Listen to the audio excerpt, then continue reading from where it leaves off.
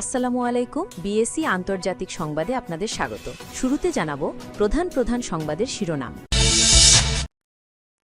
অ্যামাজনে ৫ লাখ কর্মীর স্থলাভিষিক্ত হতে যাচ্ছে রোবট। কর্মসংস্থানে প্রভাবটা কেমন? পাকিস্তানের সঙ্গে কৌশলগত সম্পর্ক বাড়াতে চায় যুক্তরাষ্ট্র, তবে ভারতের সঙ্গে সম্পর্কের ক্ষতি করে নয়, রুবিও। সম্পর্কোন্নয়নের ইঙ্গিত দিয়ে আবারও ভারত চীন সরাসরি ফ্লাইট চালু।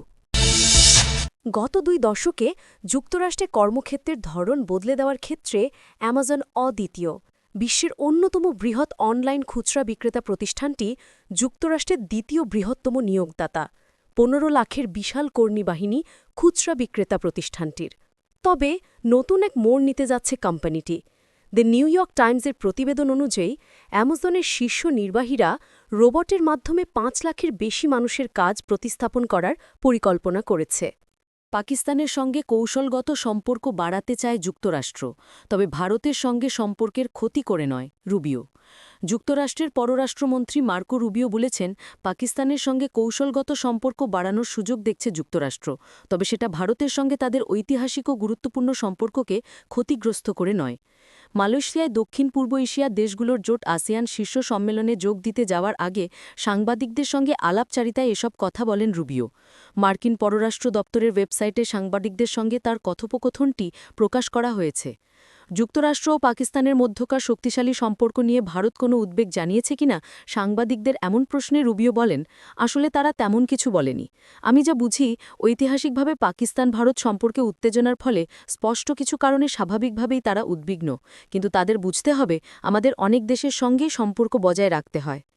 যুক্তরাষ্ট্রের পররাষ্ট্রমন্ত্রী বলেন, আমরা পাকিস্তানের সঙ্গে কৌশলগত সম্পর্ক বাড়ানোর একটি সুযোগ দেখছি, আর আমার মনে হয় আমরা এই সিদ্ধান্ত নিয়েছি।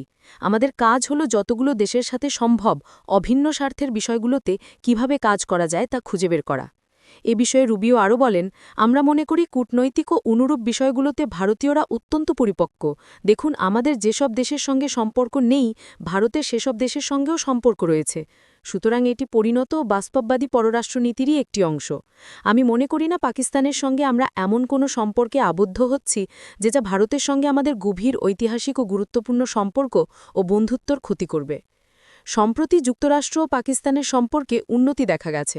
ভারতের সঙ্গে পাকিস্তানের সম্ভাব্য যুদ্ধ এড়ানো এবং বিষয়টি সমাধানে যুক্তরাষ্ট্র ও প্রেসিডেন্ট ডোনাল্ড ট্রাম্পের ভূমিকা ইসলামাবাদ স্বীকৃতি দেওয়ায় এমনটা হয়েছে কিনা এমন প্রশ্নও করা হয় রুবিওকে। এ বিষয়ে একজন সাংবাদিক তাঁর কাছে জানতে চান, আপনার মতে এই পরিবর্তনের পেছনে আসল বাঁক বদল কোনটি ছিল? জবাবে যুক্তরাষ্ট্রের পররাষ্ট্রমন্ত্রী বলেন, না, আমি মনে করি তারা এটার প্রশংসা করেছিল। আপনি কারো সঙ্গে কাজ করলে তাদের জানতে পারবেন এবং যোগাযোগও করতে পারবেন, তাই এ নিয়ে এক ধরনের সন্তুষ্টি ছিল বলে আমি মনে করি। তবে সংঘর্ষ শুরু হওয়ার আগেই আমি তাদের সঙ্গে যোগাযোগ করেছিলাম এবং বলেছিলাম, আমরা আপনার সঙ্গে আবার জোট এবং কৌশলগত অংশীদারিত্ব গড়ে তুলতে আগ্রহী। আমরা বিশ্বাস করি এমন অনেক ক্ষেত্র রয়েছে যেখানে আমরা তাদের সঙ্গে একসঙ্গে কাজ করতে পারি। এ বিষয়ে মার্কো রুবিও আরও বলেন, আমরা মনে করি ভারত ও বাদিরবাকি সব বিষয়ে সব চ্যালেঞ্জ সম্পর্কে পুরোপুরি সচেতন। তবে আমাদের কাজ হল অংশীদারিত্ব গড়ে তোলা সম্ভব কোনো দেশের সঙ্গে সম্পর্ক গড়ে তোলার সুযোগ তৈরি করা। সন্ত্রাসবিরোধী কার্যক্রম সহ এ ধরনের নানা ক্ষেত্রে পাকিস্তানের সঙ্গে আমাদের দীর্ঘদিনের সহযোগিতার ইতিবাস রয়েছে। সম্ভব হলে আমরা এটি আরও বিস্তৃত করতে চাই, যদিও আমরা বুঝে যে কিছু অসুবিধা ও চ্যালেঞ্জ থাকবে। তবে আমি মনে করি এই সম্পর্ক আগের মতোই সুদৃঢ় হচ্ছে, যা ইতিবাচক, আর এটি ভারত বা অন্য কারো সঙ্গে আমাদের সম্পর্কের ক্ষতি করে বা সম্পর্কের পরিবর্তে হচ্ছে বলে আমি মনে করি না। আজ সোমবার মালয়েশিয়ায় ভারতের পররাষ্ট্রমন্ত্রী এস জয়শঙ্করের সঙ্গে মার্কো রুবিওর বৈঠক হওয়ার কথা রয়েছে। এর আগে একজন সাংবাদিক রুবিও কাছে জানতে চান, যুক্তরাষ্ট্রের সঙ্গে বৃহত্তর বাণিজ্য চুক্তির স্বার্থে ভারত রাশিয়া থেকে জ্বালানি তেল কেনা কমাতে প্রস্তুত। জবাবে যুক্তরাষ্ট্রের পররাষ্ট্রমন্ত্রী বলেন, ভারত ইতিমধ্যে তাদের জ্বালানি তেল কেনার উৎসের বৈচিত্র্য আনার আগ্রহ প্রকাশ করেছে বলে আমি মনে করি। তবে আমি এ বিষয়ে আগবাড়িয়ে সিদ্ধান্ত দিতে চাই না, কিংবা আমি বাণিজ্য চুক্তির আলোচনাও করছি না, তাই সে বিষয়ে মন্তব্য করব না। আমি জানি বর্তমান পরিস্থিতির আগে থেকেই তারা তেল কেনার উৎসে বৈচিত্র্য আনার ইচ্ছা প্রকাশ করেছে। স্বাভাবিকভাবেই আমরা তাদের কাছে যত বেশি তেল বিক্রি করব, তারা অন্যত্র থেকে তত কম কিনবে। তবে এসব বিষয় শেষ পর্যন্ত আমরা কতটুকু সমঝোতায় পৌঁছাতে পারব তা সময় বলবে। সম্পর্ক উন্নয়নের ইঙ্গিত দিয়ে আবারও ভারত চীন সরাসরি ফ্লাইট চালু। আঞ্চলিক প্রভাব বিস্তারের ক্ষেত্রে বিশ্বের দুই জনবহুল দেশ ভারত ও চীন একে অপরের কৌশলগত প্রতিদ্বন্দ্বী। 2020 সালে দুই দেশের সেনা সদস্যদের মধ্যে প্রাণঘাতী সীমান্ত সংঘাতকে কেন্দ্র করে ফ্লাইট চলাচল বন্ধ হয়ে গিয়েছিল। তবে সম্প্রতি দুই দেশের মধ্যকার সম্পর্ক উষ্ণ হতে শুরু করে। ভারত সরকার বলেছে, নতুন করে ফ্লাইট চলাচল শুরু হওয়ার বিষয়টি দুই দেশের জনগণের মধ্যে যোগাযোগ বাড়ানোর পাশাপাশি দ্বিপাক্ষীয় সম্পর্ককে ধীরে ধীরে স্বাভাবিক করার ক্ষেত্রে ভূমিকা রাখবে। সম্প্রতি মার্কিন প্রেসিডেন্ট ডোনাল্ড ট্রাম্প ভারতের উপর 50% পাল্টা শুল্ক আরোপ করেন। যুক্তরাষ্ট্রের অভিযোগ, ভারত মস্কোর তেল কিনে রাশিয়াকে ইউক্রেনে যুদ্ধ চালাতে সাহায্য করছে।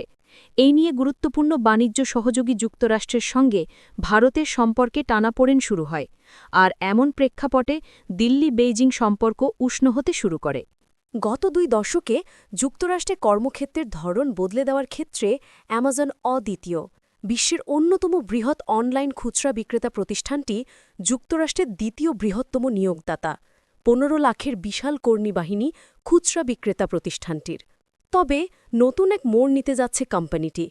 দ্য নিউ ইয়র্ক টাইমসের প্রতিবেদন অনুযায়ী অ্যামাজনের শীর্ষ নির্বাহীরা রোবটের মাধ্যমে 5 লাখের বেশি মানুষের কাজ প্রতিস্থাপন করার পরিকল্পনা করেছে।